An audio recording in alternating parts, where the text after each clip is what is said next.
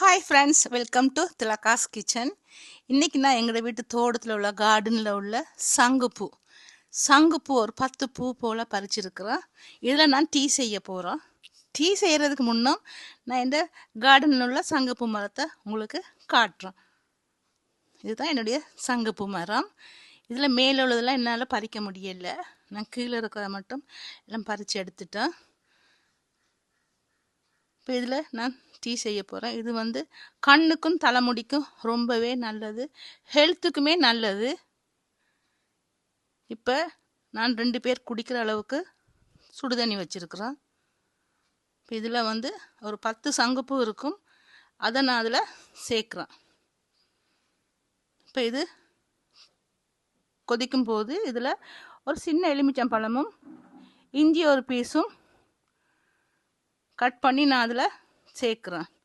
இது கசப்பு தன்மையோ ஒன்றுமே இருக்காது. இது எலுமிச்சத்தின் புளிப்பும் இஞ்சின்ற காரமும் மட்டும்தான் லைட்டாக இருக்கும்.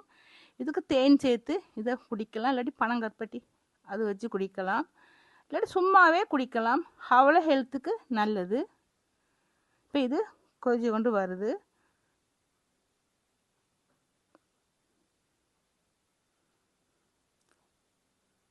இது வந்து ஒரு கிழமைக்கு ஒரு 3 நாள் குடிக்கலாம்.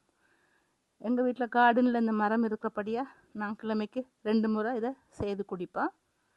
இது கலரிங்லாம் பாருங்கள், எவ்வளோ வந்து நேச்சுரலான கலராக இருக்குது. ஒரு பர்பிள் கலர் அடிக்குது. எந்த விதமான ஒரு செயற்கை இதுவுமே இல்லை, எல்லாம் இயற்கையாகவே உள்ளது. இப்போ நான் வடிகட்டுறேன். இதை வடிகட்டிட்டு இதுக்கு நான் வந்து சுகர் ஒன்றும் சேர்க்க போக மாட்டேன். தேன் ஒரு தேக்கரண்டி அளவு தேன் சேர்க்க போகிறேன்.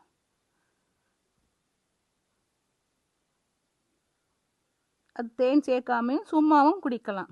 பேரிச்சம்பழத்தை வச்சு குடிக்கலாம், சும்மா குடிக்கலாம். இப்போ இது தேனோட நான் குடிக்கிறேன். இதே மாதிரி நீங்களும் செய்து பார்த்து நல்லா இருந்தால் எனக்கு லைக் பண்ணுங்கள், ஷேர் பண்ணுங்கள், சப்ஸ்கிரைப் பண்ணுங்கள்.